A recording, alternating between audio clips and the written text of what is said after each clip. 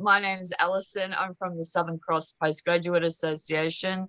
Uh, Very excited to present this workshop at Networking and Personal Branding Part 2 from SCU Careers. And we've got a whole series of workshops coming up, so keep an eye out for those. Thank you for your attendance, and over to you. Lovely, thank you. My name's Beck Brown. I'm just going to introduce Joe from the careers team, and he will share some of the wonderful resources and all the information that you may or may not already know about that can support you on your postgraduate journey. So I'm going to pass you over to Joe. Thank you. Thanks, Beck, and great to see you, Alison. I haven't met you or seen you in person yet. Good to meet you too. I work for the Careers and Employability team here at the university. I'm based in Coffs Harbour, but it doesn't matter where you are or where I am. We interact with students in a number of ways. So one of those is through one-to-one appointments. So any student can book in to see a career consultant free of charge. At the moment, it's about up to 30 minutes that we run one of those appointments for. That can be done face-to-face, over Zoom or on the phone. So it's really flexible, whatever works for you. The range of topics that we can cover is really up to you. So given that you're postgraduate students, your concerns might be different to, say, a first year undergraduate student. So we really just meet you where you're at. And as Beck mentioned, have a whole range of resources, things like sample or example resumes, talking about like if you're applying for a job or something like that, job search strategies, and we have our own job seeking platform that we use here. Moving through to, say, interview preparation. So we can talk about your course, your career plan, where you're at, but moving beyond the university space, moving beyond what's happening after you complete or you graduate.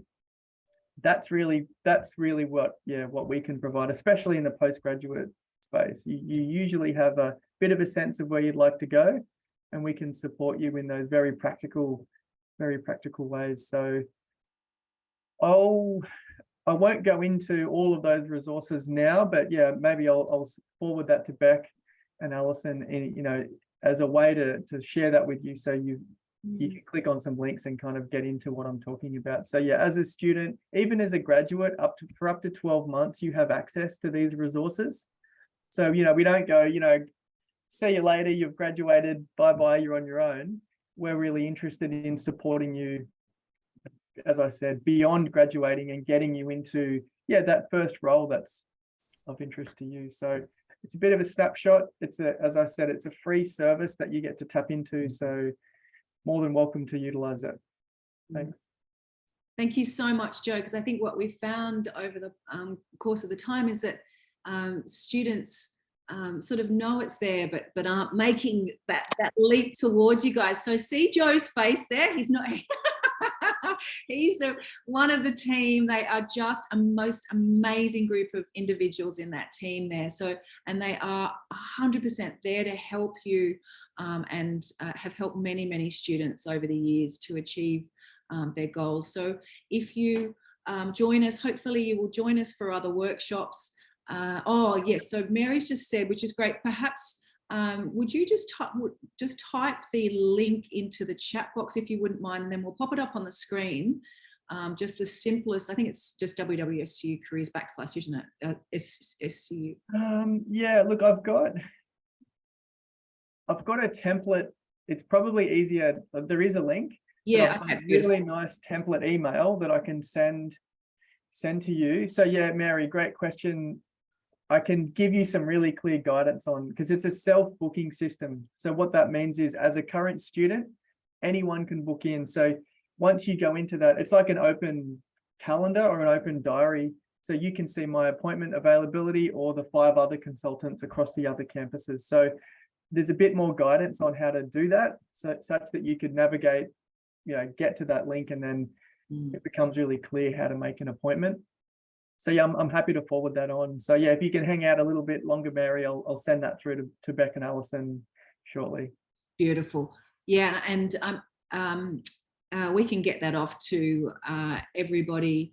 And I mean, and if there's any confusion for anybody that's listening to this workshop, you can always just jump onto the main web page and navigate it's not difficult. Once you get in there, is it? Right. So, and I often recommend going to the SCU homepage in the search function, just type in careers and employability, and then that's the easiest way to just get to our website, and all of the appointments and all the resources. That's where you can access all that. So for anyone listening, that would be the simplest thing. SCE website, search for careers and employability, and then our stuff comes up. So, and then you can go anywhere from there. And they've got a really beautiful landing page too. So it's lovely once you get in there. It's really easy to navigate, particularly for things like you're trying to find really regularly, like the resume templates. You've got a wonderful design and it's really easy to follow. So jump in there, and everybody. Thank you so much, Joe. Thank you, Alison. I really appreciate it. And we'll see you guys next week. Thank you. Thanks, Joe. Thanks, Alison. I might stick around for a while. Oh, sure. I'm curious. Of course. You are most welcome. Excellent. Let me pop that up here. Now, Mary, we've had a couple of Marys in our workshops. Just for my reference, were you at our previous networking? And I know you're just typing in the chat box there.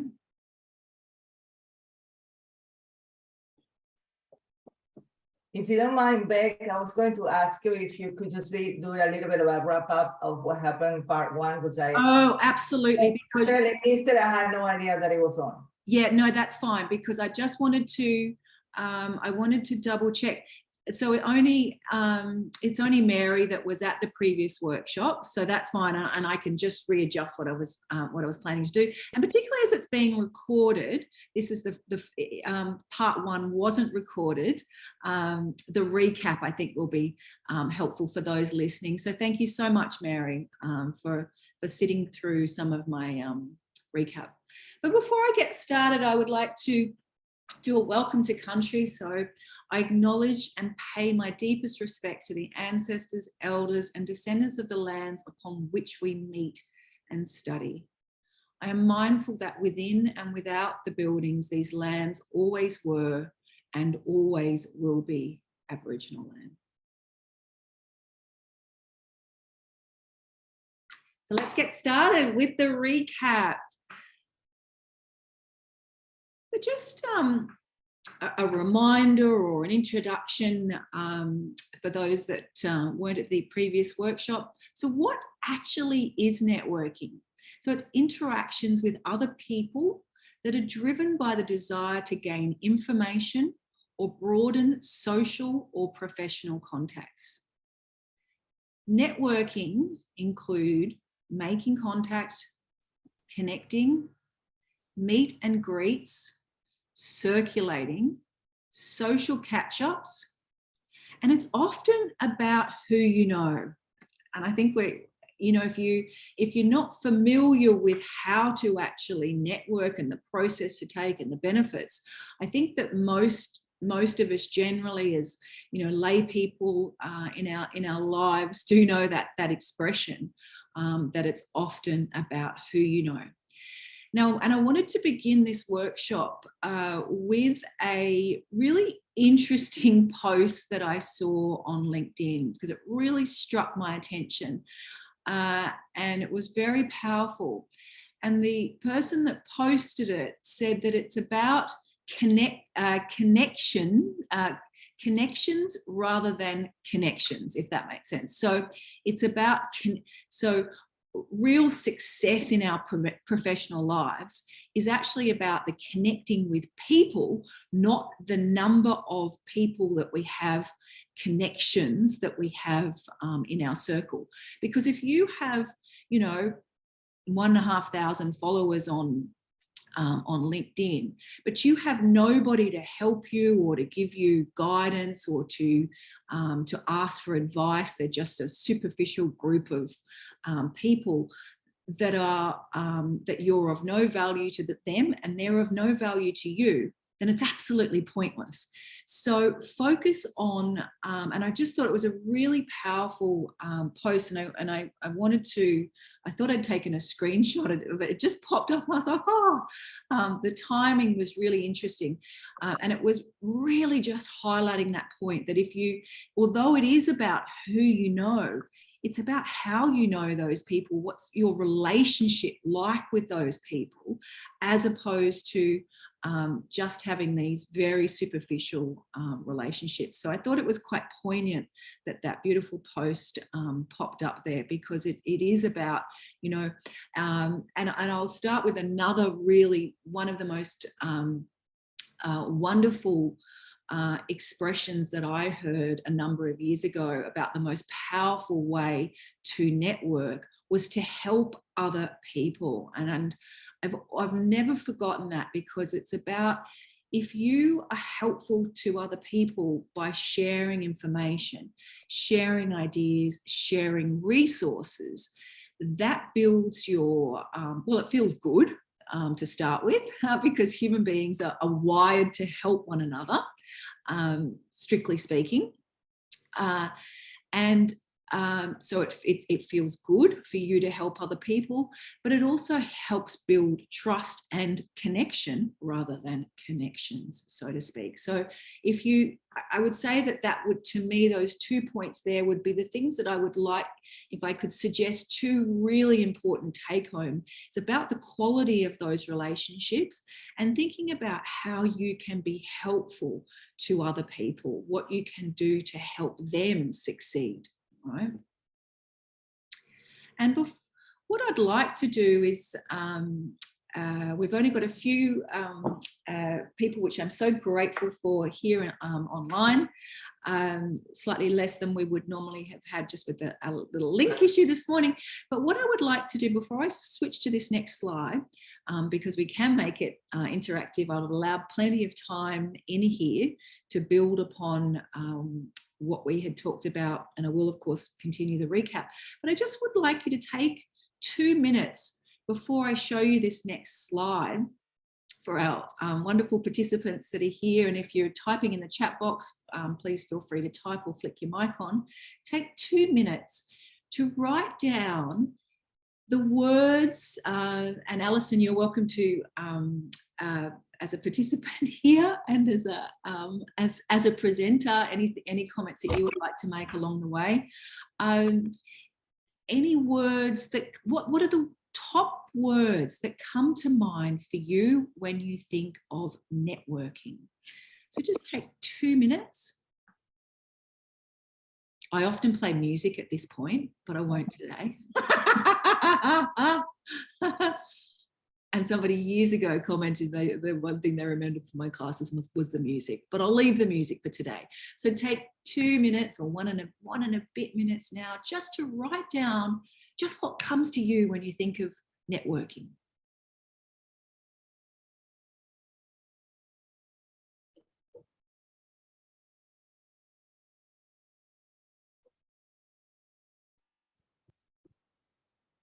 They can be positive words, they can be negative words, they can be curious words, they could be words with question marks.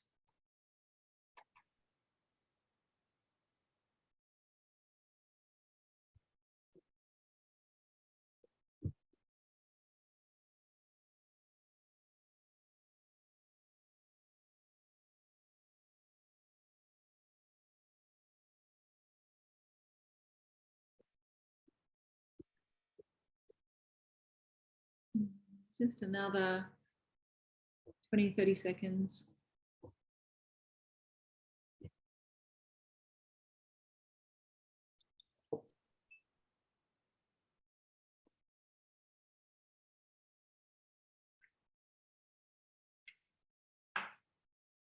"20 seconds goes slowly when you're sitting quietly.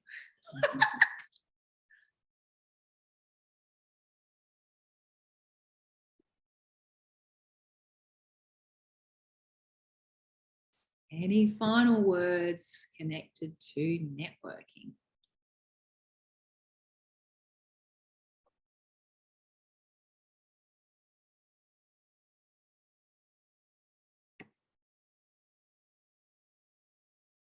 Okay, so who would like to share? I'm happy to start. Oh, thank you, please. Yeah, so and there's no pressure in here too. I want to make that very clear too. So please share anything you like, or it's no pressure. Thank you. So I wrote connections, collaboration, possibilities, partnerships, knowledge, and fun. Oh, I love that. I love the fun. And I think that's a really, because when we're worrying about ourselves or how we're going to be perceived, that doesn't feel fun, does it? So I think that's a wonderful word. Fun, partnerships. That comes back to my point around relationships. So when we've got a positive, healthy, harmonious, respectful relationship, you're in a functional partnership, so you can build partnerships with people. Collaboration, was that the other word?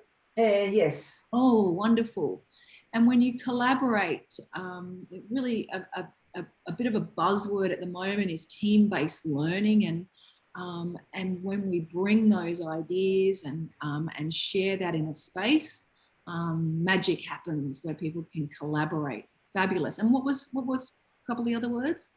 So yes, our connections, collaborations, possibilities, partnerships, knowledge, and fun. Oh, and the other, possibilities. I think that, and how poignant for this point in, particularly in the series of workshops we've got, for our postgrads, we've got a rerun of things coming up. So by building and attending or listening to these workshops coming in live, there is possibility to meet other people, to exchange ideas, to improve and to build your knowledge. Fabulous. Improve your knowledge, share your knowledge. Wonderful. Thank you very much. Anybody else like to share their words?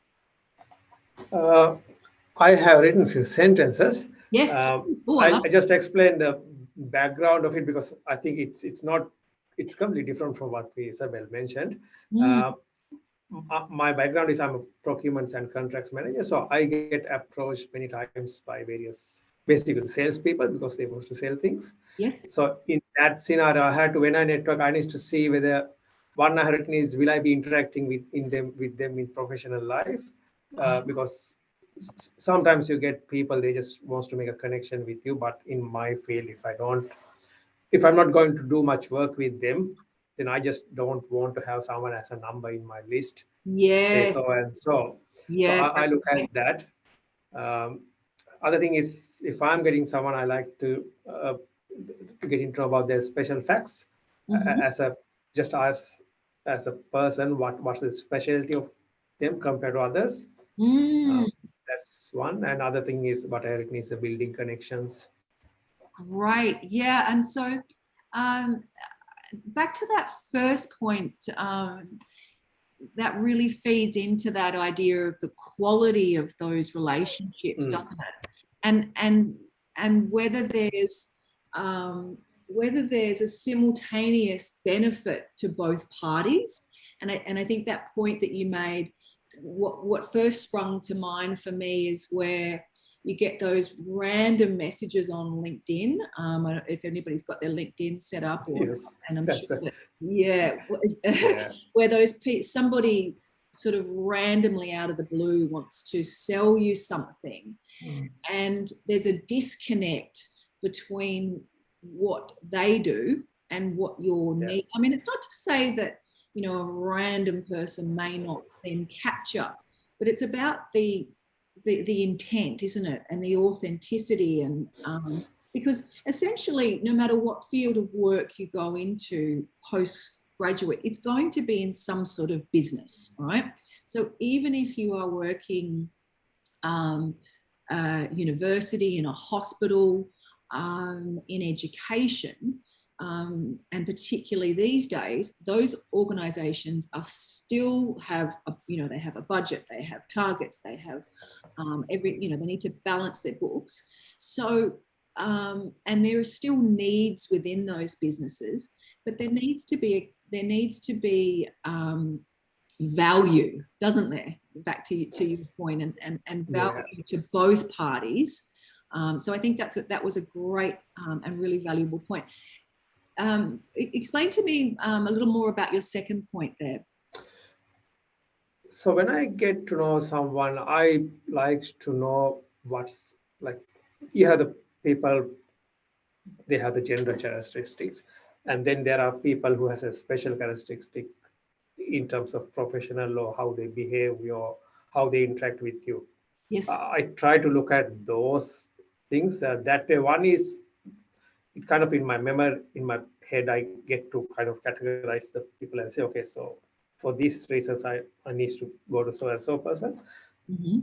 Something like that. I'm not sure whether I'm explaining it properly, but I'd like to see what's the specialty of each person when I'm networking with them. Ah, okay. Yes, and in fact, that comes up in some of my latest slides about people's speciality, and I think that, and again, I recall something that I saw recently about, and I don't know if it was in preparation for this workshop or it just appeared as these things often do recently for me somewhere along my recent path, and it was talking about and it will sound a little bit trite, so I'll try to, because it feeds actually into that point about passion and when you're promoting yourself through your when you're building your personal brand, so into that second part of this workshop, but also is promoting your passions. But if we step back a little bit to preparing as postgraduates to go out into the workplace, and then as we start to either retrain into a new profession, or we're embarking on a first profession, to focus, and again, I know we passion is a word that's sort of tossed around, a bit of a buzzword, but think about what you love, what you enjoy doing. And that's where, I cannot express to you enough, that's where the magic again will happen. And then when you're building your personal brand, that you promote that passion, because then you're not actually trying to do something with a lack of authenticity. So here are the words. Thank you so much for those. Oh, Mary, is there anything that you would like to add, or Alice, anything? I don't want to put any pressure on anything that came up, anything that would like to be added to that. Yeah, sure. I kind of went network. I'm a visual thinker. Oh. So I went like galaxy of stars. Ooh. Or what else? Like the spider's web. Oh. Or electrical circuitry. No. That all these points are connected. Yeah. So that's where I went, and that's a very, just without putting people in it, I guess. Anyway. No, I love that. Yeah, thank you. You've given me an idea. Oh, I just got tingles. You've given me an idea for the next time we run this workshop, because for me also, I'm very visual and a visual learner, and I find visuals really, really helpful, and then to remember that visual. Yeah. And I think that's really powerful. Thank you so much, Alice, because that is exactly right. And speaking of visuals, let's just quickly scoot through some of the words. We've got connect, social, interest. So that's where, what you're interested in and what you're passionate about. That's really where you should be focusing your energy in terms of building. Of course, you're going to go into your profession, but as previously mentioned, about specialities. And that's where you build, promote, and exchange in that at that next level. Efficiency. So that's where that idea of being able to collectively being able to do things better. Common, colleagues, planning, informal, and I think that's because we think of, or certainly what comes to mind for me when I think immediately of networking is a visual like this, but in fact, you know, in a quite a formal situation. But in fact, day-to-day networking, the power, if you are, and this is where, you know, the being in an office versus working from home situation, but those corridor conversations and being seen in those formal and informal environments are become really powerful. And I'm a huge advocate for those corridor. Again, if you do get into a workplace where you know, if you've got a choice to be able to work from home or to, you know, in a hybrid situation, that you choose, you know, the days of the weeks where you're seen and that you can have those informal conversations and discussions, because it's such value comes out of those. And look at this. A network is a web, thank you, Alison, of people who are connected through common interests and values. And I think this point, this particular component here about the values. So what is important to you aligns with what's important to, so for example, you know, I'll just use our own profession here in career, as career practitioners, there's still human beings and there's still a whole range of different ideas, and people will have different values about what and different approaches to our profession. So it's about aligning yourself and connecting and building those relationships with people that have similar values about, you know, say in our, you know, about how to, you know, how to treat the clientele, or how to use our codes of conduct, our ethical competencies and frameworks and things, and how we use those, and how we see others using those in a way that's in line with ours, and in line with what we see as important. So although you can have many people in a profession, finding out, you know, what do you love about, you know, your boss or your supervisor, somebody more senior, about how they operate, how they manage themselves in their and using that as a benchmark for how you want to align and utilize your own values and network. So network is people connecting with people and linking resources. And so resources, if you think about power, we come back to knowledge, Isabel's comment, power is, knowledge is power. And so those that have knowledge have a resource. And so if you think about oil, oil is a resource. And so when you think about how we use, as that example there, about how power is something like oil, which is imperative, it's essential to our daily lives, those that hold that resource have more power. And so if we were to need oil, how would we go about gaining that oil? And so I probably should have used it right now, although I did fill up my tank this morning a little less little cheaper than previously.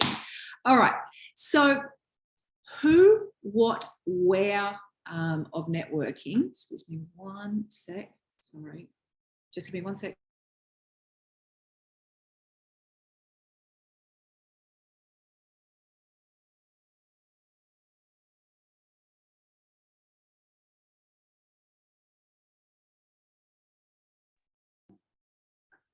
Apologies.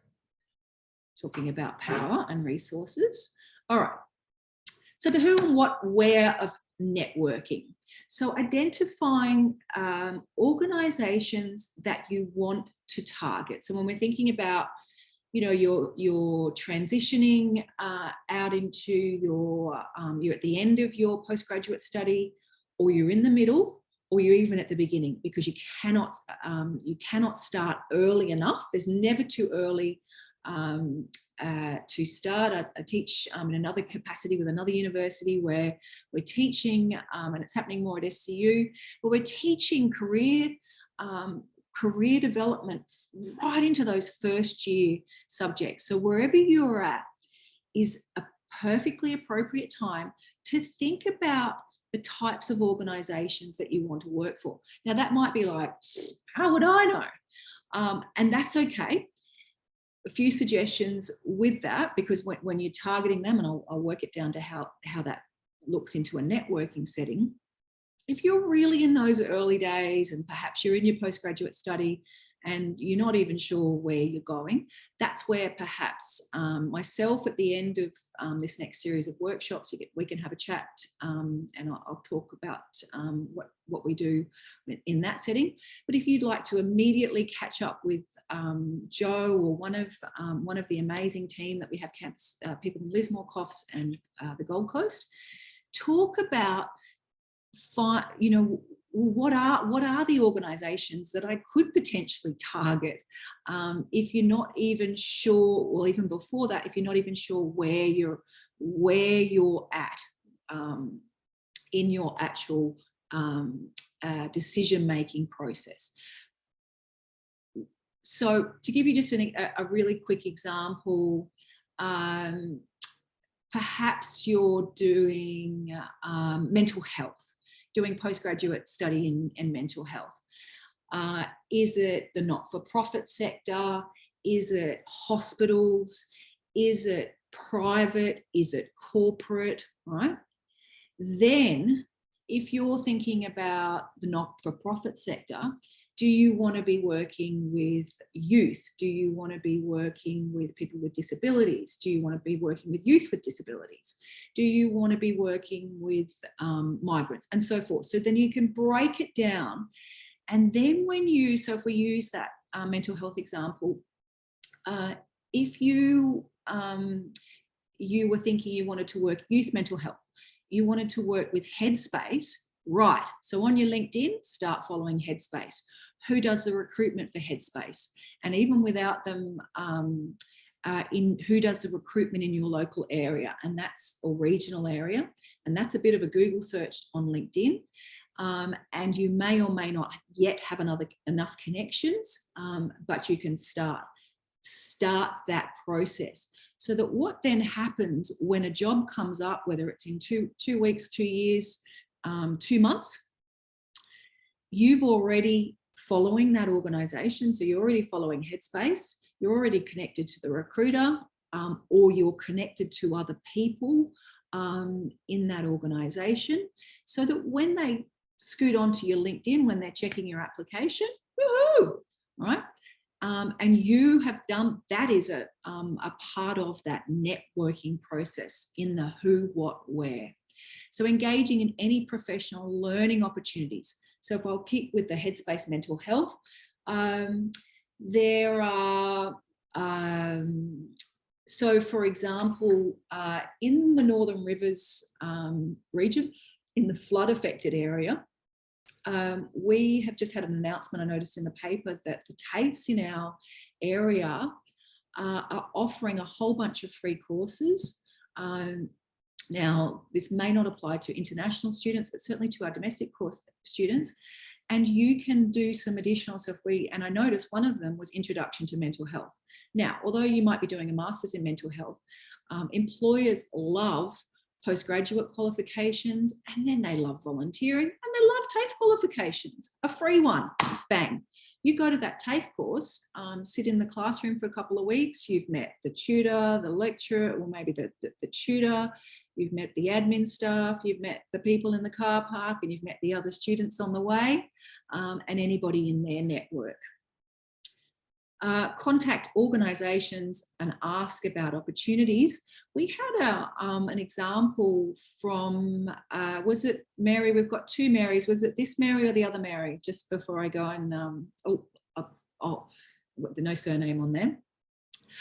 We've had a student who, and I won't disclose what course they were doing, but actually was at the end of her degree, attended our workshops, and she did exactly, she drilled it down. She knew exactly where she wanted to work. True story. And by the end of the conversation, she was offered a job by the lady on the phone. The student decided not to take that opportunity. However, that was just from the process of information interviewing, so contacting an organisation.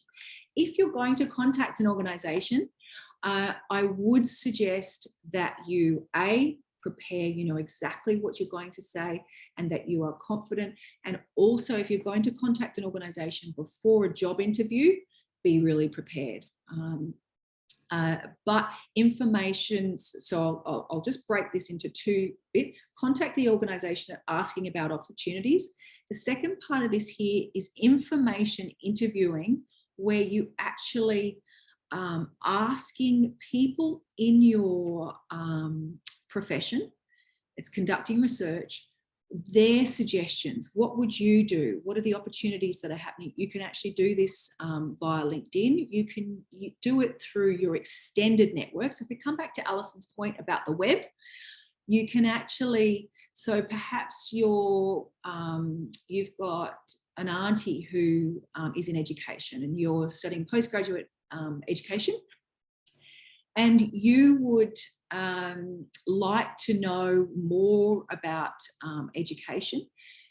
You can arrange just to take that person, something fun actually that I've been doing myself recently is just asking people for virtual coffees.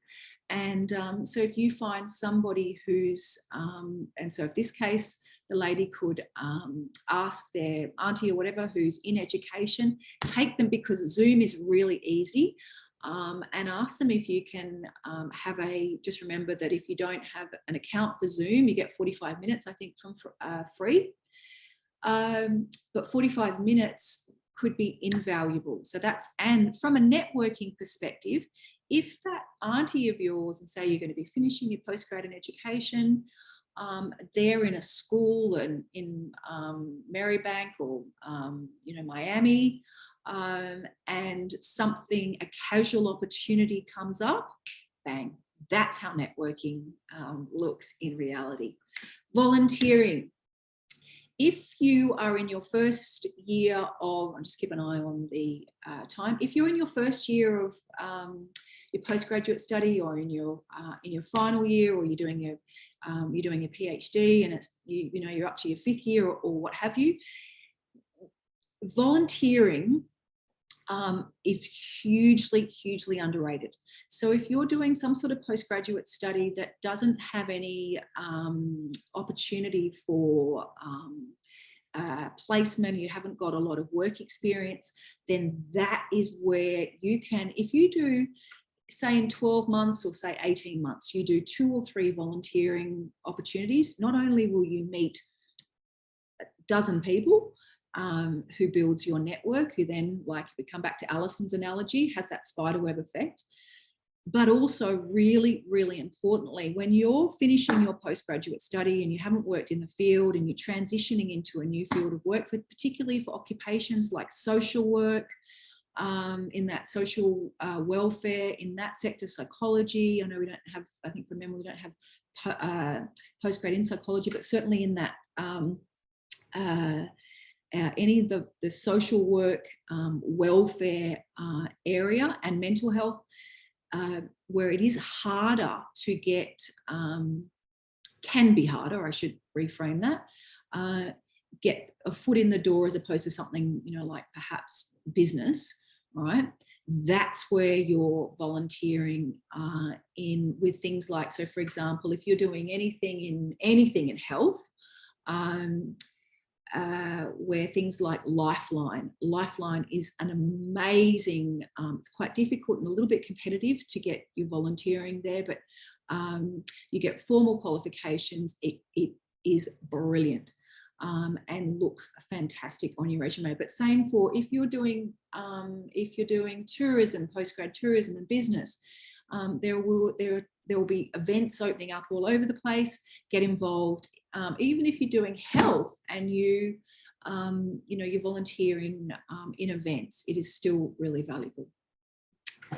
This one is one of my favourite slides, and in fact the careers team have had this slide for a really long time, but again, because of how I find the power of visuals really helpful. So what I want you to do is to look on the left-hand side, and so look at what employers do. So employers hire in this direction. So they start from looking at their, and this is, remember, this is generally speaking, internal promotion. So they look within their team, they're easiest. Remember, from an employer's perspective, they want to get people into the roles as quickly as possible. So they look at what they're existing often before they'll look out, and they certainly should, and there's a lot of debate about the internal versus external recruitment process. Contact their existing staff, and they're looking at their team, and they're talking to their people. And this is where we've got a slide that's coming up, which I'm just going to scoot to and show you here. 80% of jobs are found through networking. 80%. So that's why I'm so pleased that we had a lot of you guys come to our first part one, and that you'll be able to hear this from home. It's really, really powerful. So if you know people and have those relationships and you've made those connections, and we think about connections, connecting rather than connections, they're going to think of you. Now, just to give you a really simple example, in the role that, the careers team there, they will have relationships with a small percentage of students that come and have appointments regularly, that get involved in things. And what can happen, just as an example, things slide over their desks. They get an employer that says, I've got this amazing opportunity, and they go straight to their network, say they know somebody in Joe's team, and then Joe sits there and they all sit around and go, oh, well, which postgrad students do we know? Oh, we know this one, this one, this one. And people make a couple of calls, connections, and then off we go. And it's not to say there's any, it's just essentially about relationships, all right? Same with your lecturers. So if you have a really, you might build that relationship, and that's a really good place to practice. So same with the careers team. And they, more broadly speaking, they'll advertise, of course, big things. But if there's something that sort of comes by and they're like, oh yeah, why don't you talk to so-and-so, right? Same with your lecturers. Your lecturers will know some of you guys more than others. And it's not that you have to hang around in your lecturer's doorway, although some would love it, some may not. It's just those little points of contact, asking those questions, coming along here, and if you're listening at home, you started the process, all right? So that's where when one of these 80% opportunities comes along, and they think of Claire, Susan, John, Steve, Christian, whoever it is, you're that first.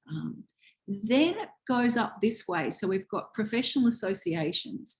So the hospitality, tourism and travel, tourism, hospitality, they have their own associations. They'll have regional associations, they'll have national association boards, clubs, groups, and they will have industry members. They will have a network of people that go to those events. So that's where, so I remember years ago, just as an example, the events management industry, so professional conference organisers, I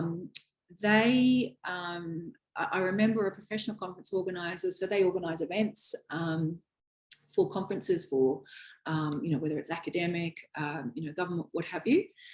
And I remember a lady, a very senior professional, said that if the person was not a member of the Meetings and Incentives Conference and Events Association, mice, if they were not a member, and so they would advertise jobs just for their members on their website. And I remember this lady saying, we'll only, if they're not on the MIA association, if they're not checking that association page, then we don't want to recruit them. And I was like, wow. So there's another hidden opportunity. We talked in other workshops about recruitment agencies. Again, if you could even, although, you know, they're dealing with many, many, many people, you can still build a relationship with individuals within a recruitment company. So what happens on the other hand, though, is that the employer, so people start looking for jobs. We all sit at home. And I say we all because it's a passive approach. We sit at home and go, oh, scroll through the thing, not realizing that if you really, really want to get a job quickly doing something that you love, there's a much more likely chance that you're going to find it in these bottom areas rather than the top. And it's, you know, I would say that the majority of people approach it, just as the slide here, from the top, because it's a lot easier to sit at night and scroll through Seek or Career One and say, oh, there's no jobs out there, there's nothing for me. And then what I've observed people can do is you can kind of build this story, this narrative. You know, I've got this particular PhD that I'm doing and there's no opportunities for me, or I'm doing this particular study and there's no jobs at the moment. And then what happens is your thinking continues, and then you've convinced yourself, and then suddenly 6 months has passed. What I might do now is just take a 5-minute break. So we might pause the recording here. Before we do that, just give people a chance, because we've got people in the class here, and I'm conscious that I've been talking. I've got so much to share with you, but I want to make sure that people have time to just take a quick break. But before we go, any questions about the things that I've talked about so far, or any comments, please? If something's come up and you've thought, oh, I don't agree with that, or that's true, that doesn't feel right for me, because I can, though, we've all, us in this field, we've been around for a little while. When you think you've got it all figured out, then you don't. So we are continuously, and one of my mentors, I remember him saying, and again, about building relationships and trust. I remember him saying he started a workshop. He's a clinical psychologist and a mindfulness-based practice, and he's been doing his work for 30 years. And he said, I'm still a beginner. And I thought, that's why I love you. All right. So any quick comments before? Oh, good. Okay. Thank you. Thank you. Oh, okay. Perfect. Thank you. Thank you. Thank you. So just take a 5-minute break.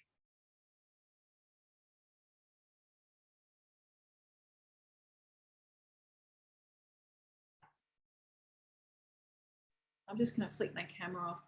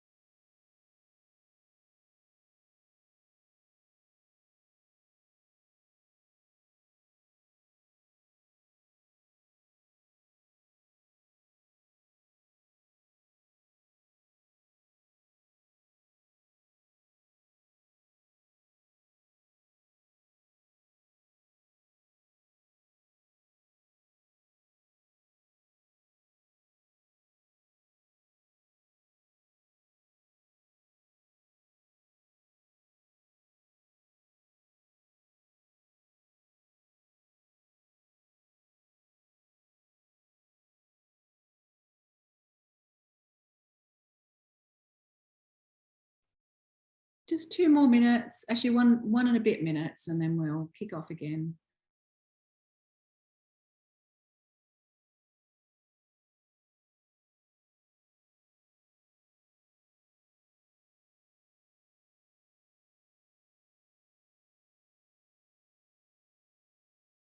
That's awesome. I'll leave that up on the screen. That's perfect.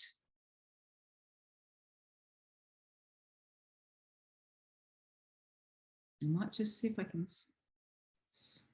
Actually, what I'll do is I'll just copy.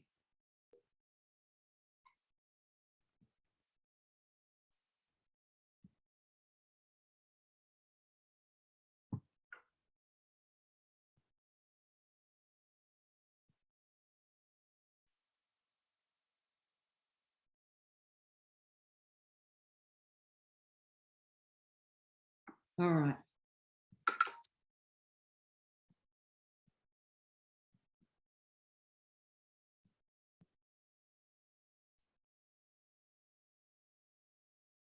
Let's see where Mary is.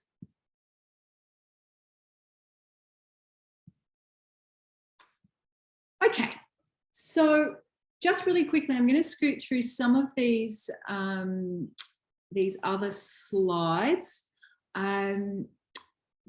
just so there's no repetition in anything that I have, and I'm conscious of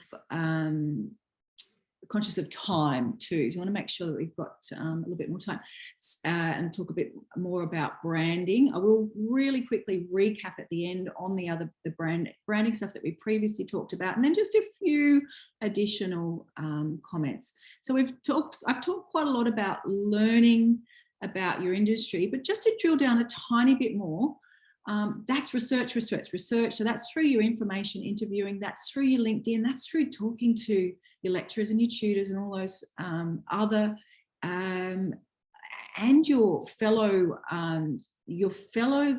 students. And that's why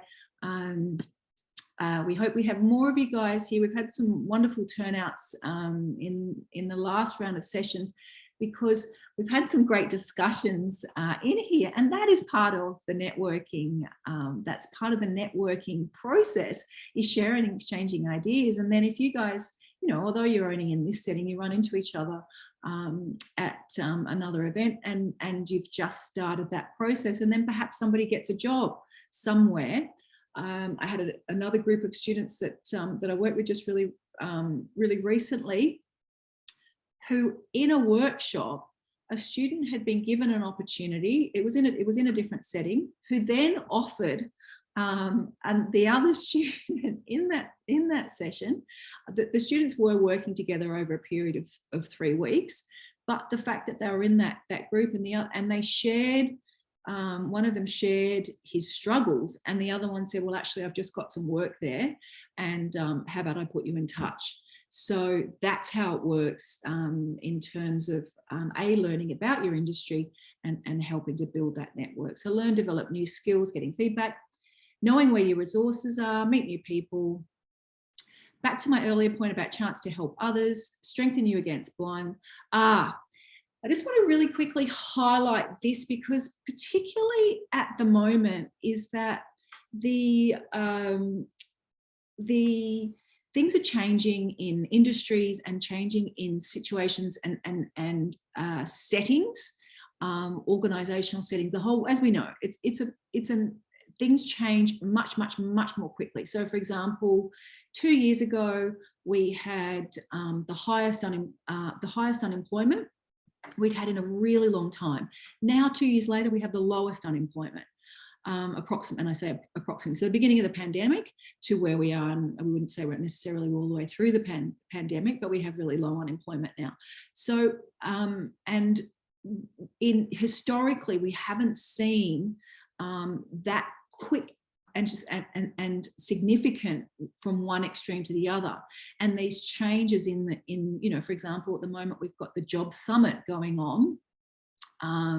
If you're listening to, and we've got new issues, many old issues, but new issues post-pandemic. So skills shortages in particular industries where there weren't previously skills shortages.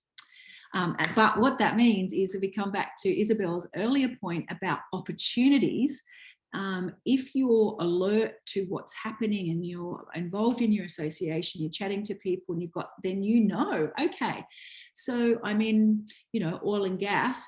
Okay, but this is happening, in oil and gas, for example, but there are, there's going to be increasingly opportunities, in sustainability as we transition. So how do I set myself up, knowing what's going on in that industry, just as an example, to ensure that you future-proof your career, and that's by staying connected.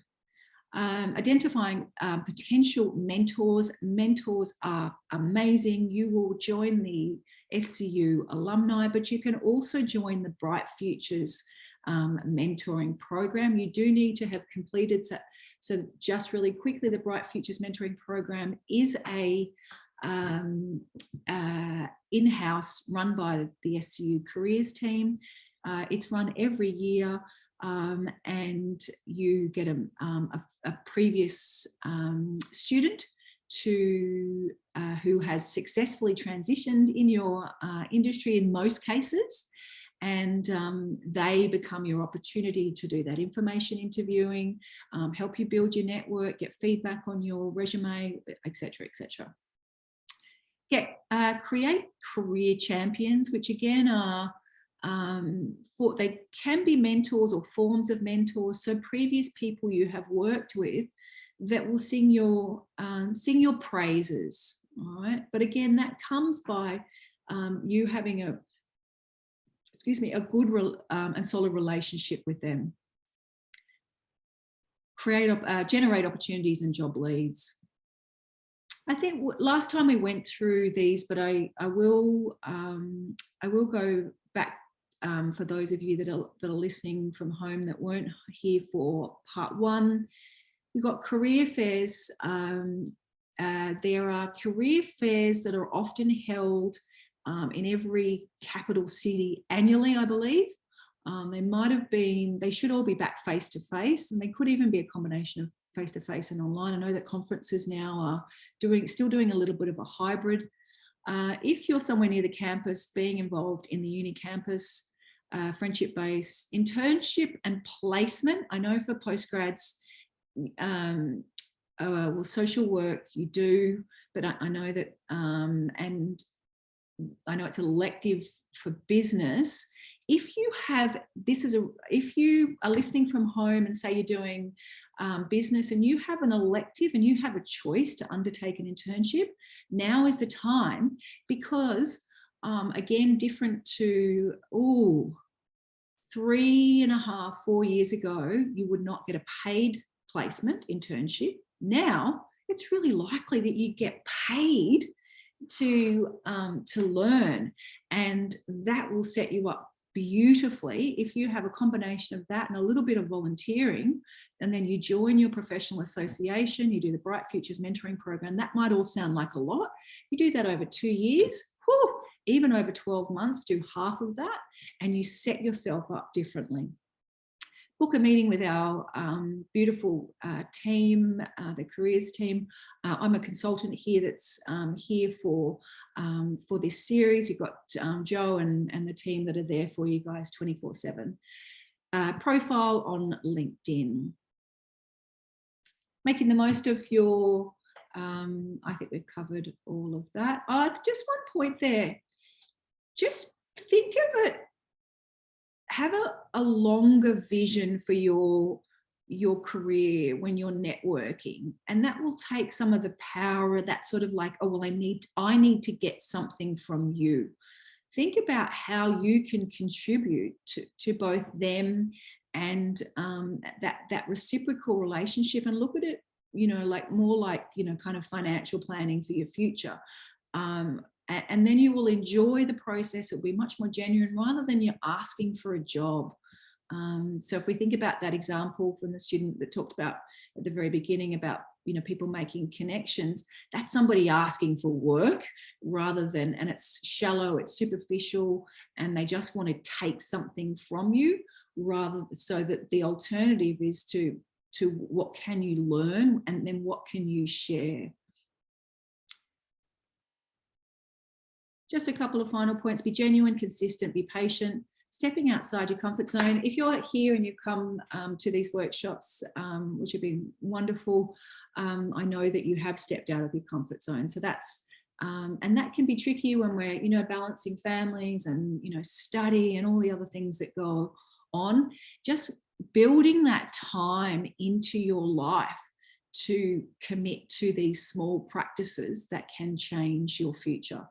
And then thinking about, well, what sort of advice, asking for what sort of advice someone else could give you about what they would do in your situation.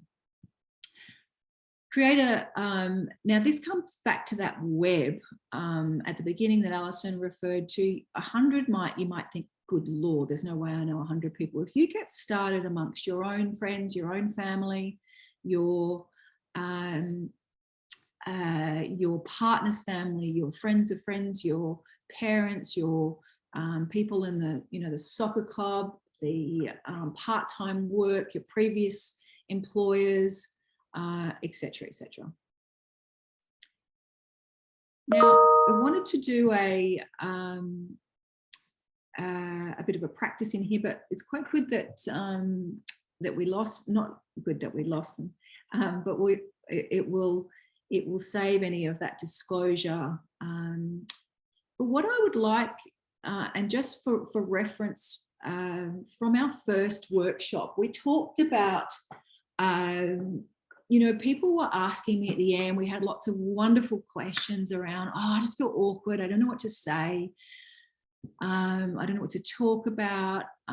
And what I said in that previous workshop was to ask, well, also firstly to ask people about themselves. Generally, you'll find people, for the most part, like to, if somebody asks, then people like to talk about themselves, and then that can take that pressure off you of like, oh my God, I've got to talk to this person and tell them about myself. So that's the first thing. You know, if you are in that, you meet somebody in those formal networking situations, but always asking other people about themselves can be really helpful in terms of, you know, building that rapport. Then when other people are asking you about you, all right, and you're in a situation with somebody who's a peer, or, you know, you're in a situation that is related to your career, and again, you know, there's a lot of variables with this. Talking about the study that you're doing, but thinking about the things, highlighting your successes, but without, you know, don't brag. Things that you've loved, things that you've enjoyed, things that are making you curious, things that you're enjoying, and also your goal. And where you can use this, obviously in face-to-face, in those virtual settings. So sometimes, so in this instance, we would do like a little one-on-one, little two-person, so just with one other person in a virtual setting, where you just practice saying, you know, having an informal chat where you're talking a little bit about who you are, where you're heading, and then finding out about that other person. Where are they going? Where are they heading? Interviews. So really importantly, and this may be, or not for you, Isabel, is the,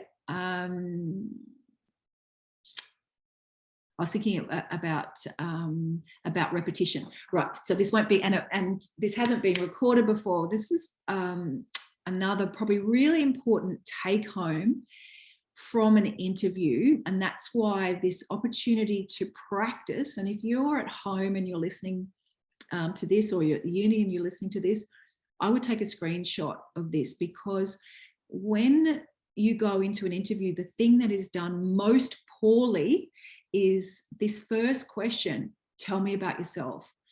People are often, you know, it's that icebreaker question. It's like, oh God, I've got to talk about myself.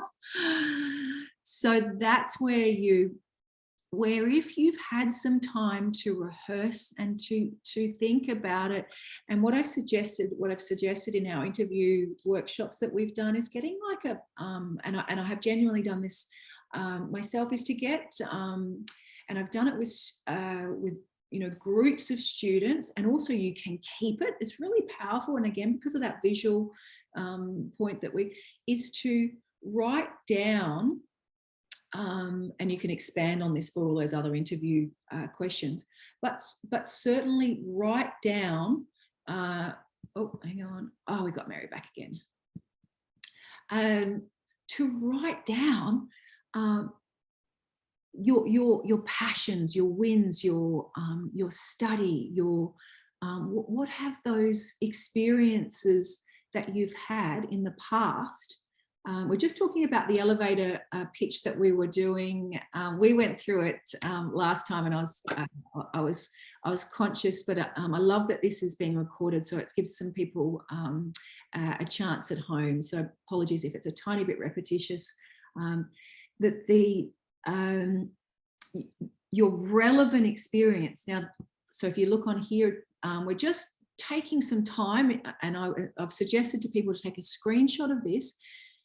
Even if you've had a job, say you're still in your early, whatever, so perhaps mid-20s, and you're doing a postgrad in business, and you've worked at McDonald's, and you think, well, God, what's that? How is that relevant experience?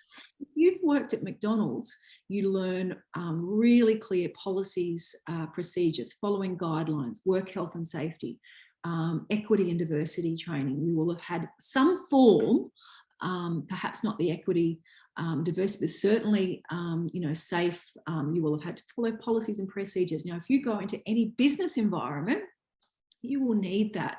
So if you're transitioning, if say you're perhaps in your postgrad and you're thinking, oh my God, I've got to go to an interview, or I've got to apply for jobs and I don't know what to pull out of there, come and join me at the end of this series for one-on-ones, or you can go and see Joel, one of the team, to help you extrapolate, so you can orally present it in your interview, and also before that, because you're going to present it on paper. What is that relevant experience? And you can, once you've got essentially this elevator pitch, and elevator, just, I'm not sure that I'm like that. It's just a term that's been around, but it's really just, it's your short key story, your personal, powerful, professional, positive story that you can take with you when you meet people. And that's what I wanted to practice in these little one-on-ones, but you don't have a mic, Mary. So, okay, so we won't do it. Okay, cool. All right. So here's just I just want to give you a visual of we've just made one up here. So Bachelor of Environmental, so the person's name, studying a Bachelor of Environmental recently. So this is something of interest. Certainly, if you're talking to somebody else, a little bit of name dropping. I don't mean that in a kind of an arrogant way, just more in a, oh. So this student has worked for the Great Barrier Reef Marine Park Authority, and anybody who is doing, it's a bachelor's example, probably should make a postgrad example there, but the same principle applies. That this instance, they've got something, a point of discussion, something of interest, but also something, an achievement here. And then I'm fascinated by marine. So talking about specific interests. So when we talked about, how you build your professional profile, this person gets to hear about your wins, hear about what you specifically love. So if we come back to one of my earlier points about passion, I'm actively seeking, and then also what you're planning to do. I'm looking for a graduate role. And so when the really powerful thing about networking is, and this is again probably my fourth take home, well, people, as I said earlier, people love to help people, but if they don't know you need help when something comes up, so if you haven't told your network, oh, look, at the moment I need some extra work, or I'm graduating soon, I've just done an extra extra bit of study in XYZ, and I'm now looking to kind of narrow it down and go, if your people don't know, then when something slides over, they just might think you're all good. So when you communicate what you're actively looking for, when something slides over the desk of those people, you know, they immediately go, oh, Claire, yes. Okay, so then we've got our personal branding.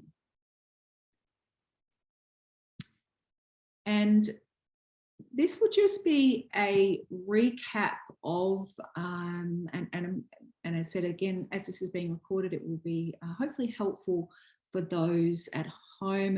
And I've added a few additional points that I would like to add to our discussion, and certainly have a little chat at the end about the personal branding now that we've so when you're out, just to give you context for those people that sort of have no idea, you know, if you're listening to all of this stuff for the first time and you go, you know, networking, well, what's personal branding as opposed to networking? The personal branding is really coming back here. Who are you, right? And when I was, again, when I was last night, you know, to reiterate what this looks like from a networking perspective to the brand perspective. We're in the Northern Rivers region. I know that not all of you will be. You'll be listening from all over the place, which is beautiful, and I welcome all of you. Is that we have a free newspaper here. And last time we ran this workshop, we had some great discussions about whose personal brands people liked. And why we liked them. So, for example, who's that fabulous tennis player? We can think of a good example of a good tennis player and a bad tennis player. Help me out here, Alison. Who's the Swiss guy? Djokovic. No, the other. Federer. Oh, there you go. Yeah, Djokovic's brand is good too. But if you think of Federer, he has an immaculate brand, all right? So just to give you the context of what his brand looks like when he's out networking, when he communicates to his audience, all right, when he's communicating to his people, you really know what he stands for. And it seems to be consistent. I was listening to something about, there was a really interesting documentary on Netflix about another tennis player who was in that arena. And he even talked about Federer's brand. And that he comes across as, you know, he's always professional. He's naturally talented, but he comes across as, or certainly presents his brand as a family man, strong values around being gracious, positive, respectful. There'd be probably plenty of other words. All right. So when he's communicating to his audience, which essentially is all of us, we build an impression of who he is. Now, if I come back to my example that I was referring to prior to him, is that in our local area there's and it's not a political discussion, so to speak, but there's a local member of parliament that I notice when he and I've never met him, when he, that's not true, well, I saw him in the supermarket once. When he communicates, his messaging, part of the place where he communicates to his audience, so we are part of his network, his constituents, as a member of parliament. He puts these advertisements in the local free paper, and his brand and the way that he communicates, you get a very, very clear. So, for example, what he often does is because there's been a lot of government grants recently, he to build his brand of I'm looking after the people, is that he'll often advertise that grant as part of, you know, I'm here to help, but I'm working in conjunction with the state government. federal government, whatever it is. Most of them are state government grants. So when you open up, and so for example, he just had a picture in the paper with our Premier, Perrottet, and Perrottet was recently here visiting. And so he did this shot. And so and it depends whether so far I think Perrottet has got a reasonably good reputation. So he's aligned himself. So we think about values. He's aligned himself with somebody else that currently has a reasonably strong brand of being, you know, the things that he wants to communicate. So that's what I just wanted to contextualize for you, what the branding, how the branding and the networking fit together. So now we're going to launch a little bit more into the branding component of it. So as I said, last time we talked about people's brands. So here's an interesting example of branding and how we change our brand and how we improve our brand. So Miss Markle, everybody would probably, Meghan Markle would probably, everybody would probably have an opinion. And probably most people would say that her personal brand in recent years has been tarnished. So what has recently happened, to give you again a context of a high profile person and how we manage a brand and how you have damage control around a brand, but also how you align yourself. So she's just, you may or may not have heard, but she's just recently started a podcast now. And what she is doing is she's interviewing strong female leaders, because what she wants is, in terms of her personal brand, is to be seen to represent certain things in society. And again, I don't have any opinion about this in a public setting. But if you listen, and I come back to my point about the brand being tarnished, she's now just finished her second interview. So what she's doing is she's interviewing, as I said, really high profile women. Women of diversity so far. I don't know if whether it will continue. So her second interview is with Mariah Carey. The first interview was with Serena Williams. Now, Serena Williams, you all know, is about to retire, or you may or may not know, has an incredibly strong brand. And I listened to the podcast really out of curiosity, and because it actually had received some reasonably good feedback. Now, back to the branding point, what I noticed that she did right throughout, and again, it's just, that's what people do, is that she highlighted her friendship multiple times with Serena Williams. So if you come back to, you know, who people aligning themselves around values. So, you know, Serena has a brand of, you know, motherhood, but also, you know, strong, overcomes challenges. And so, anyway, I haven't listened to the second podcast, but really just to raise that point around, and then what she is most or wants to be known for, whether she is or isn't, is debatable. I'm sure causes lots and lots of tabloids to go off, is if we use the Meghan Markle example, in this interview, she's talking about, and I certainly get the impression that what she is genuinely most passionate about is women and women overcoming, you know, things like being typecast and et cetera, et cetera. So she's decided what she's most passionate about. She is growing her social footprint. So if we, again, just use this example, probably in another 10 days time, I suspect, I don't know, I'm guessing we'll go along the lines of perhaps Beyonce maybe next, maybe who's the one that Ben Affleck? Jennifer Lopez.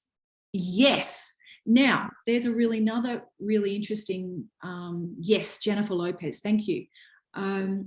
Another really powerful woman, and if there's or anybody that's interested in women and leadership and across all genders, LGBTQI plus, please listen to, if you're interested, again, and it relates to this branding, is Jennifer Lopez has a documentary on Netflix.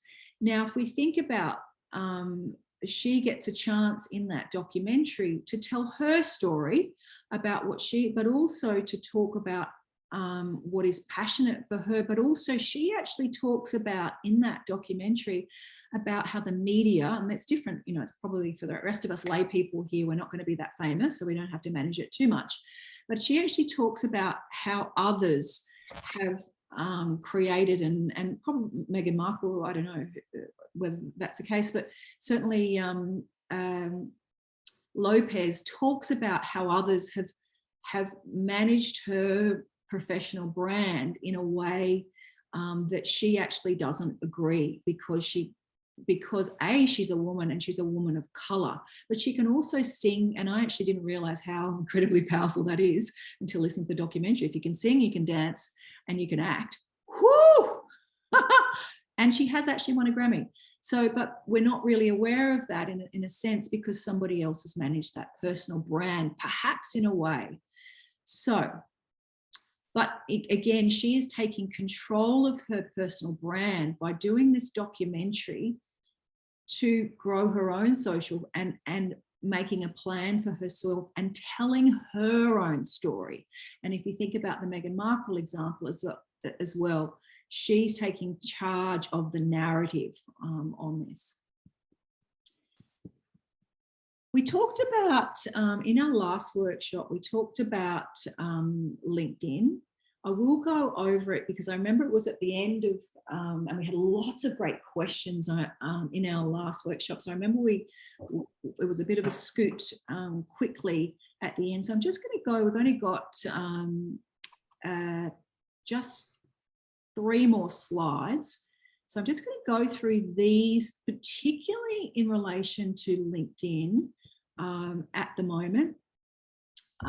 Given that from a professional perspective, LinkedIn, Instagram, certainly incredibly powerful in terms of if you're trying to sell it, if you're just fortunate enough to have a lipstick, to be selling lipstick, and you get an Instagrammer that loves it and that goes viral, and you know, whatever, a month before that lipstick wasn't selling. Instagram is an incredibly powerful machine, but from a professional use, so you may or may not, and we talked about this last time, thinking about the makeup of the platforms, the professional platforms that you use. So depending on, I would say, generally speaking, 95% of our postgraduate students would benefit from LinkedIn, and then, you know, any variable of the others, but certainly LinkedIn would be the strongest suggestion. So keep your profile genuine and authentic, describe the real you, and again, and I wish I'd asked him, I only saw it last night, one of our wonderful former postgraduate international Indian student, he has such a beautiful way of presenting. So he did a really beautiful post. He's about 5 years out of his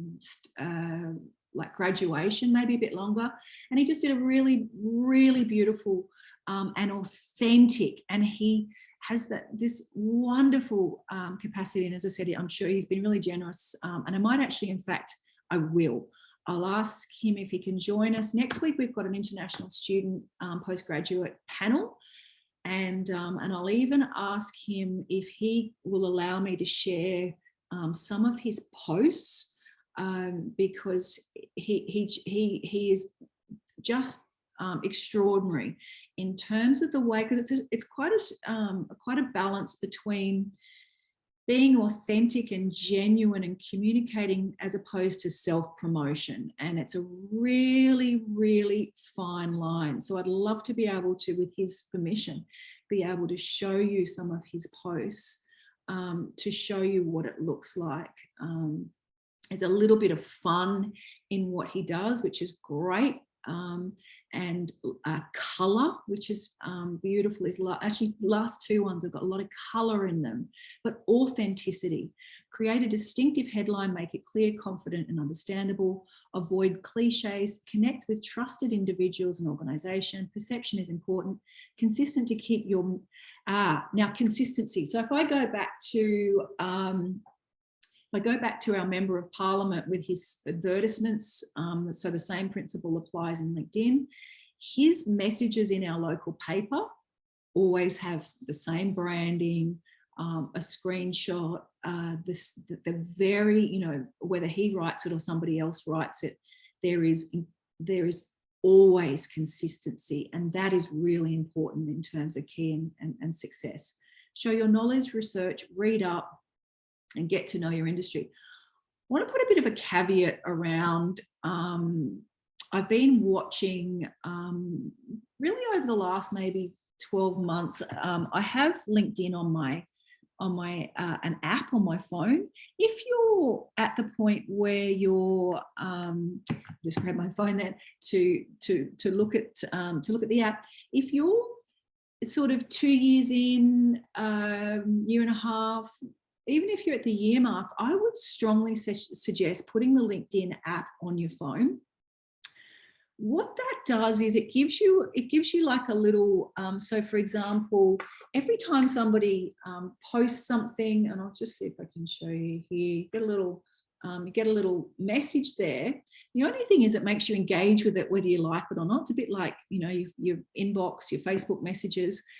But if you're at the point where you're wanting to, you know, if you're listening to this workshop, it means that you're ready, you're conscious, you need to be ready. So that would be a suggestion, even just if you're not ready to dive in there, get it on there so you can start connecting with people, and you can do that very gently, you know, connect with myself, connect with I'm sure that any of the other careers team, any of the other lecturers, your tutors, the Postgraduate Association, the anybody else, your other, go gently. So you're not, you know, remember some of you may already, I know that many of you guys have had fabulous, you know, full careers, of course, beforehand, and there's every variation of. So remember, you're only at where you're at. So if you're early career or in a career change and you're previously doing something, go gently, but get started on it. And this comes back to here, read up, and you can just start to observe people's behavior. So back to my point, so in the last, so when I put the app on here, maybe it was 12 months ago, I don't know, I lost track of time a bit. But what I did was just start to observe what others were doing, how they do it, and I guess, you know, but more regularly than when I would go in there and go onto it. So what I have, this comes back to how important this genuine and authenticity. When you get a number of people on your LinkedIn, you'll observe, and if you're on there regularly, what you will learn, probably like if you're on Facebook or, I don't know, Instagram, other platforms, you get a feel after a period of time about how people behave in particular settings. And so you'll find people that will comment all the time, some that never say anything, some that post really regularly. And what I would suggest that you do is start to look. So I gave you the example of the student, and I do hope that he'll be able to come along and share some of his tips. Is start to observe the ones that you like, and why you like it, about the information they're sharing. So in this student's case, it's stories, but they're stories connected to his profession, his identity, his values. So again, it feeds into all of that. So start to observe the ones that you like and why you like what they do. Particularly if you're really early days and you don't want to, you know, dive in there, or if I come back to my point at the very beginning, if you're not comfortable, you know, because it's a real art. if you're not comfortable and will never be, that's totally fine. Keep that in mind. Never be the sort of person that, you know, creates a whole post. That is totally fine. And because as long as the quality of, you know, wherever you're meeting those networks, in other capacities, you know, just because you're not posting on LinkedIn, it doesn't mean, and you're not wanting to do that, that doesn't mean it's the be all end all of your career. So I think that's really, really important. If you remember my first point at the beginning about that post, we might add a little bit more LinkedIn. I'll see if I can. I thought I'd taken a screenshot of this, that post that I mentioned at the beginning about connecting rather than the number of connections. So keep that all in mind, but observe ones that you like. So on the flip side of that student's example, just to give you an example, there's somebody that, and in the end, actually, I didn't want to observe it anymore. I found it really uncomfortable. So I just didn't delete them. I think I just stopped being able to see that post, which I'm sure all of you have felt perhaps at some time on Facebook. But what I've just found really uncomfortable was that for me, and again, it's very different for different people, I didn't feel like I could, that person was really focused on what they were doing for their constituents, that it was just a sort of a narcissistic sort of approach, which we'd all be kind of familiar with on Facebook. So look for those that you see that are doing it in a way that works for you, because and that's what's so beautiful about life. So what you enjoy and feel interested and engage with, so that individual that I, you know, just stopped looking at the posts, other people would be perhaps really enjoying that. And it just means that, you know, what they're presenting, it doesn't mean necessarily that our values aren't aligned, but as I could see, we weren't in line with one another, all right? And that comes back to those earlier points. But then you focus, because I'm very conscious about always, you know, there's always going to be positives and negatives, but we draw our attention to what's working and what we do love and enjoy. And helping others will help, and I'm going to talk more about that for the last couple of slides, and then we will have plenty of time for any questions, comments, feedback. Being yourself, communicate as you are, be responsive and reply to messages. Now, I think this is a really interesting, here's my fifth take home. In any capacity that you work, whether it's emails, Instagram, LinkedIn, text message, I mean, you don't have to respond, but respond. So what, and I think it's just because the world has changed. We've got 1 billion platforms now. We've got so many things going on, is that people respond to things less and less. But if you want to stand out and make a connection with that person, just, you know, saying thank you is a really, if you're saying thank you for things and somebody else is not saying thank you, and then they've got to give a job to somebody to do, they're going to take the one that's a little more gracious and thanks other people for their efforts. All right. So that's a really simple one. It's not necessarily, previously I thought, oh, people don't say thank you for things anymore. And I've come to realize it's not, it's just that it's different times. But if you can take the time, so for example, those that use Instagram, I noticed that, again, I just start observing things. Those that promote themselves on Instagram, and then then people write thousands of comments, and then the person that's posted then doesn't engage with all of the people. What you'll see sometimes is people start getting cross. Why doesn't she ask? Because they'll have other questions to ask. And so one of the best networking tools, here's my sixth take home, is you'll notice that the really successful people share. They don't give away their entire product, but they give away a lot. and then more comes in. So if you think about an Instagrammer, some sort of influencer, you know, and they put a post, and then they'll tell you where they got their trousers from and their, I don't know, their t-shirt. And then people will like, well, where did you get your sunglasses from? And where do you get your hair done? And then the person will disengage. And what you'll find is that those that take, I mean, obviously when people get really big, they can't respond to all of them. But you'll notice that I've just observed people like, why does this lady never answer the question? So that's just a trick one. Avoid mass messaging. Research before you reach out.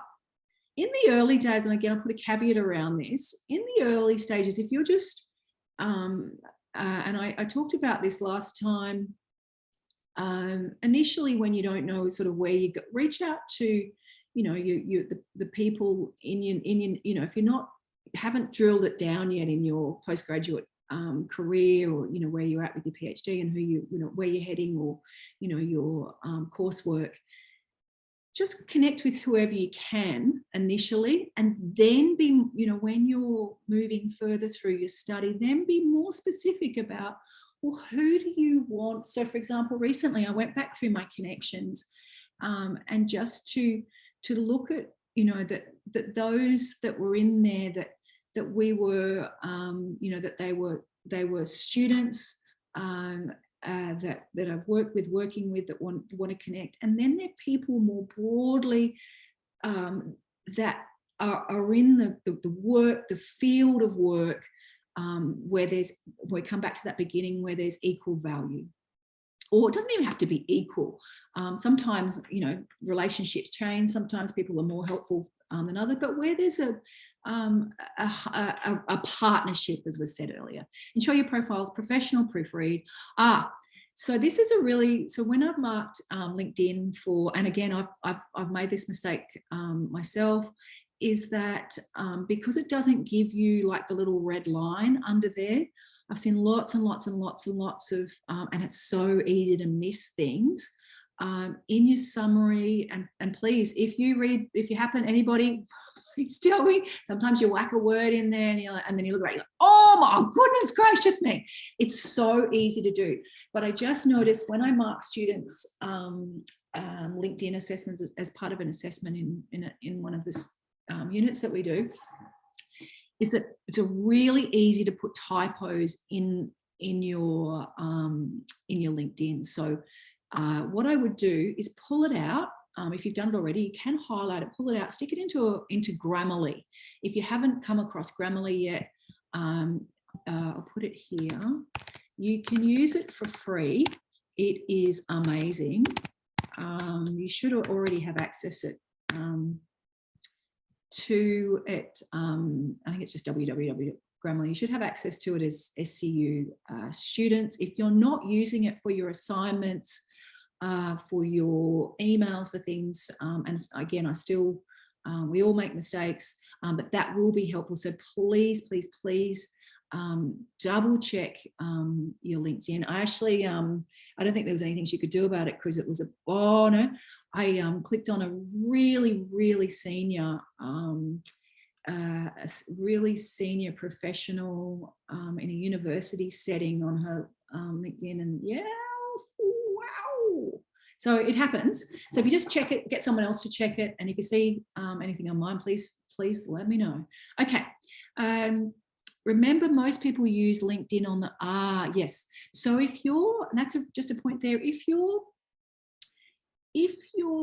writing a message on, sorry, speaking of which, if you're writing a message in Messenger on LinkedIn, yeah, keep it, it's a really important point, keep it short.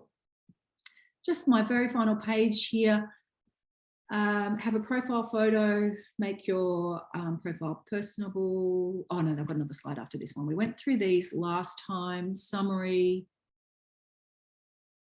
contact information, so add your phone number. What I've really commonly seen, I just want to highlight this, what I've commonly seen is that, and I talked about this, there is a bit of a trend, and I'm still a bit on the fence. I would err on the side of caution. There's a trend in our profession for people to not put all their or not necessarily in our trend in our profession, and perhaps it's a growing trend. I've noticed that there's some leaders that are not putting all the details into their experience in their LinkedIn. I would suggest for the time being, it's still generally better. And the others that are doing that could be trailblazers, and I mean, who reads it all anyway? But anyway, but to err on the side of caution, literally just cut it out of your beautiful resume that you'll do. If you haven't done the resume workshop, come and join us. I think we'll be doing it in November, or there's heaps of resources with Joe's team. And just stick it into your LinkedIn skills, update, so 10 to 15, follow hashtags, connect and follow. I talked about that at the beginning. Recommendations. Recommendations, I remember quite a number of years ago reading that recommendations are more powerful way more powerful than skills endorsements. So if you've got like a really nice relationship with somebody you've worked with, do both. Write a recommendation. It's really lovely to randomly write a recommendation for somebody else. So beautiful. It's a really lovely way that people get such a surprise, and it's a really, really kind thing to do. But also, if you want some help, particularly, get somebody else to write a recommendation for you. And then my final ones, add sufficient keywords to your profile. So if you have a look at and look at ones you really like, they have a number of keywords. So they don't just say postgraduate student. They might have postgraduate student or PhD, and then the areas of speciality. So, whether it's engineering, tourism, and then perhaps in engineering, it's, I don't know enough about engineering, construction and something or other. Yeah. So that when people are doing a Google search, up you pop. Endorse others for skills you've witnessed in them. That comes back just to that kindness for others. Improve your about section. So I would suggest no more than a couple of paragraphs. So add your success stories, your passions. We've got alumni, and I just noticed that LinkedIn now has a free alumni tool. So that might be really helpful for you. Browse and apply for jobs. So LinkedIn now have a lot more. They don't have all the jobs that are on Seek. So that's really important to know if you're just using one or the other.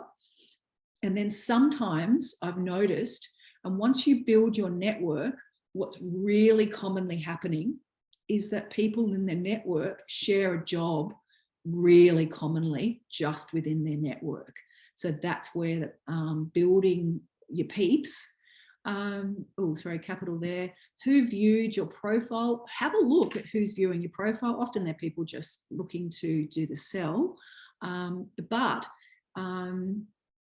if they're not, what will you do with that data? So what you can do is, thanks for,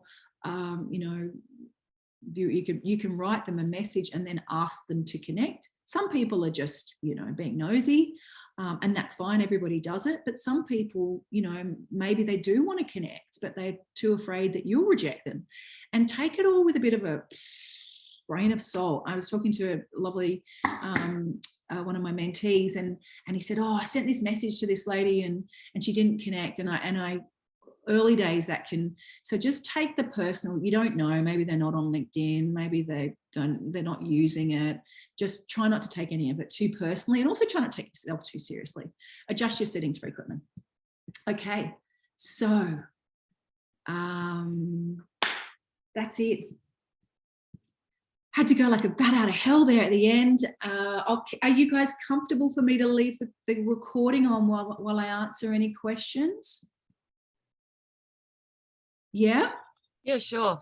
Okay, so let's start. Isabel, what do you have any comments? Did anything stand out for you that you thought, I'd like to know more about that? I'm worried about this. No, no, I'm fine. I can be more for the personal branding thing. Ah, Yeah, I'm also a career counselor. oh, brilliant. So yeah, so it was good to hear what you have in there. Oh, so tell me about your career just quickly. Well, I'm actually a motivational speaker. Yes. Yeah, so basically at the moment building my brand. Oh, I have been granted a radio show in Spanish.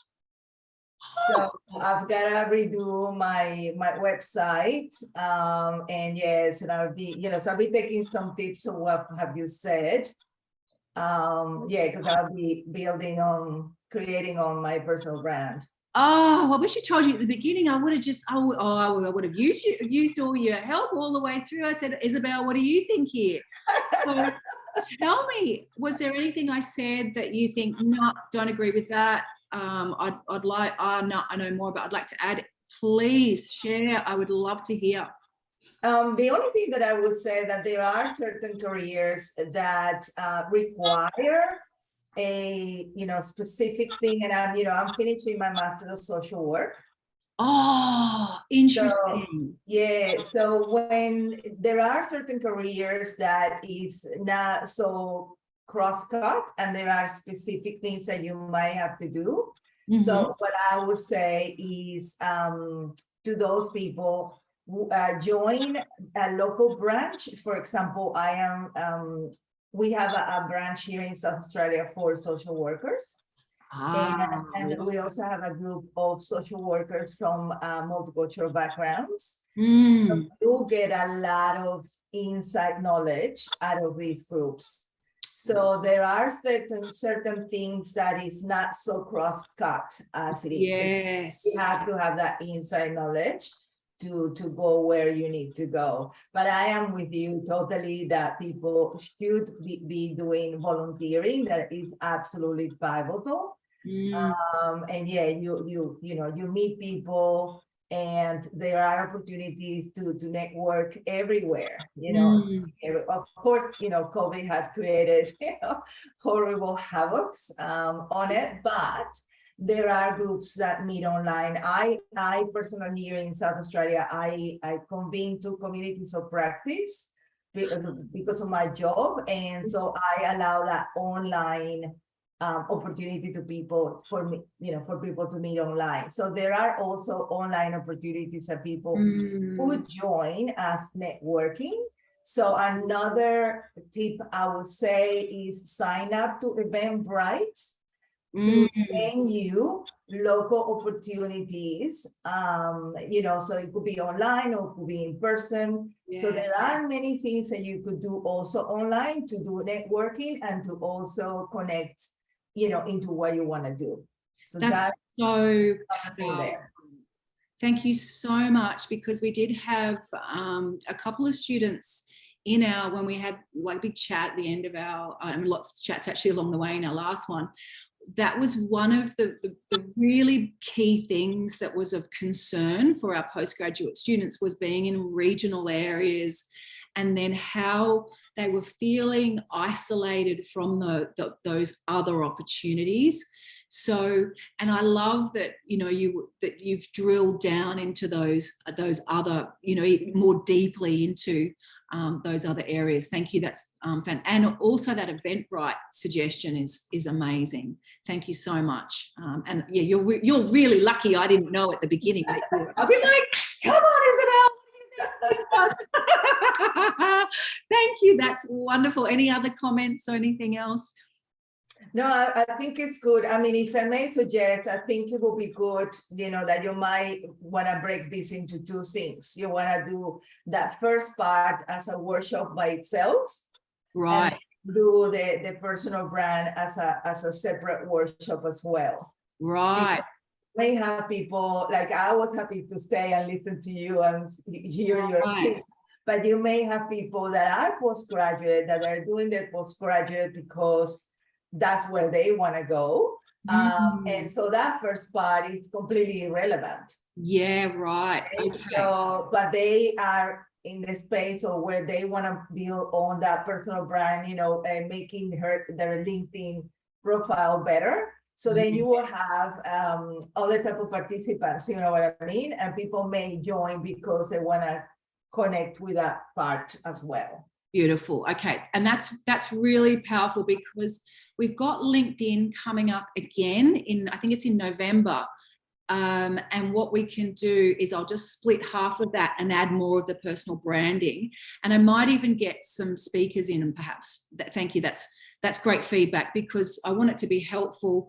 And I guess I was thinking that, like most people, like last group, students just didn't know at all. So they felt really lost. Lots of them gave me that feedback. So thank you. That's wonderful. Thank you. I'm really, really grateful. We'll be able to weave it into the November one, because we've got coming up. Awesome.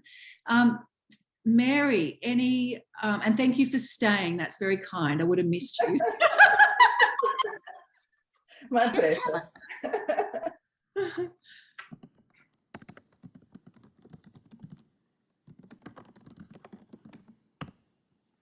Oh, yes, please. Can you hear me? Yes, thank you. Yes. Oh, okay, sorry, I just had a little problem in the beginning, but now it seems to be No, okay. you're fine. That's fabulous. Thank you. During the presentation, you mentioned something, and just correct me if I'm wrong here, but not giving out details, like if we're doing our LinkedIn profile, not giving too much details on the skills or duties. What's that? Is that because Yeah. to my understanding, I thought maybe if you give information on your duties, it'll help the headhunter or whoever that's looking out for a potential employee an idea of, okay, this person has this skill set, we'll get them on board. Yeah. Great question. Or look, I'm just trying to understand, because Yeah. if I'm gonna write out my LinkedIn profile, does that become too wordy if I include the documents? Yeah. Or do I just put a small summary? I mean, how Yeah. do I approach that? Yeah, sure. Great question. And I think I'll definitely take on Isabel's feedback, and perhaps we'll do an hour of the branding and link it to the LinkedIn in the next one. So please come along to that. But this is it's important, and I'd love to hear Isabel's feedback on this too. So when you and also perhaps come along to our resume workshop, when you're writing your previous experience, you know, you'll have your and same in your LinkedIn, you'll have your title, and then most commonly now we do the majority of employers, recruiters, they want achievements rather than duties, tasks and responsibilities. But another time I can talk about what that looks like. It's just tweaking the words. And in fact, here's a website.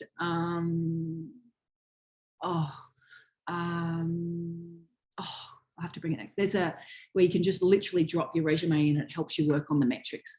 I'll bring it along next week. So you want to work, so when you're presenting the things that you did in each job, both in your resume, you want to present that in terms of achievements. So you're not talking about what you did. You're talking about how well you did it and the results of your work. That's the first thing. Now, the second thing is that what I was talking about in terms of your LinkedIn, you'll have your LinkedIn, and in fact, again, next week, I'll see if I can share this student when we show his post, and we can show you he's there with his permission in the international, but I can get him to come again for the LinkedIn one, or we'll bring somebody else in. But there's the opportunity, there's the option, right, in LinkedIn to put your duties in there or to not include them, all right? Now, what I was saying is that I've noticed recently that a few practitioners in Isabel and I's profession have started to just put the title of the work rather than all the duties. Now, the theory being, but again, that's why I said I would suggest, and I'd love to hear Isabel's thoughts on this, I would suggest for the time being, because the general rule of thumb still appears to be that you put a handful, say 4 or 5 points of your achievements within each of those job roles, just like you said, so that if they do want to see what you did in that role, they can see.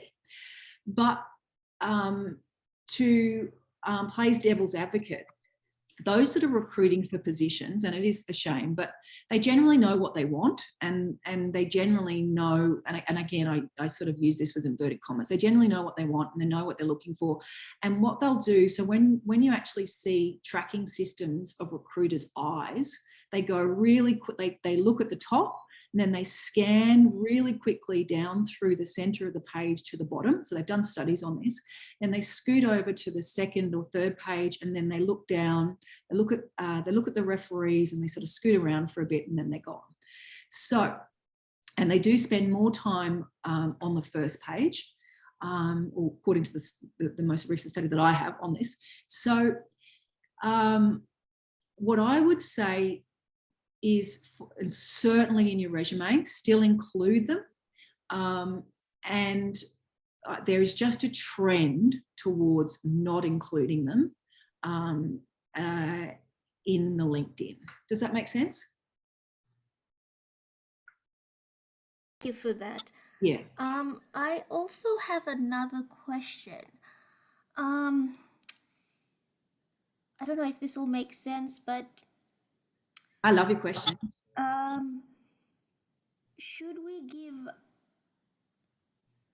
like, I was watching a current affairs, I think a couple of months ago, and it was talking about ageism, you know, and some people not getting employed because they give their date of birth.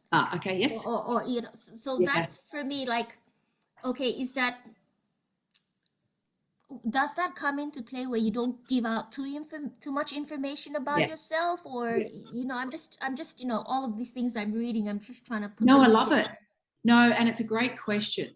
So ageism does exist, but also there's discrimination in many, you know, like they might not like the color. If you put a photo on there, they might not like, you know, blonde hair.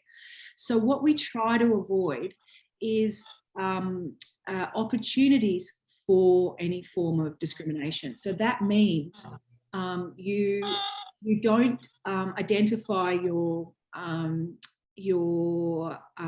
race, your age, your gender. I think that's it on your LinkedIn or on any of your resume. So that is, but having said that, I guess it's just part of life. There are some industries, some occupations that are more, there are laws, and there's been some really interesting discussions about there's laws around, you know, and increasingly now there's they're putting what's it like, they have identified roles. Yes, that's right. Yeah, and I heard some really interesting discussion the other day about how that looks in reality, and what was really lovely with board members, and one lady who was on a number of boards said that the boards that she sits on, they genuinely recruit for those positions. The other board members said that they don't, that it's just smoke and mirrors, right? So what I would say, so this is really, and we could almost run a whole workshop on this. What I would suggest is learning more about, look at the websites. So that's where diving really deeply into the organisations and looking beyond the superficial, and seeing what are they doing rather than what are they saying. So you can find that out. The more people you get on your LinkedIn, the more people you can find out that are in that organisation, because the more people you have in your network, the more chance you can to have more people in your network. So it's quite weird. So that's where you can, you know, use them, but it's using it authentically.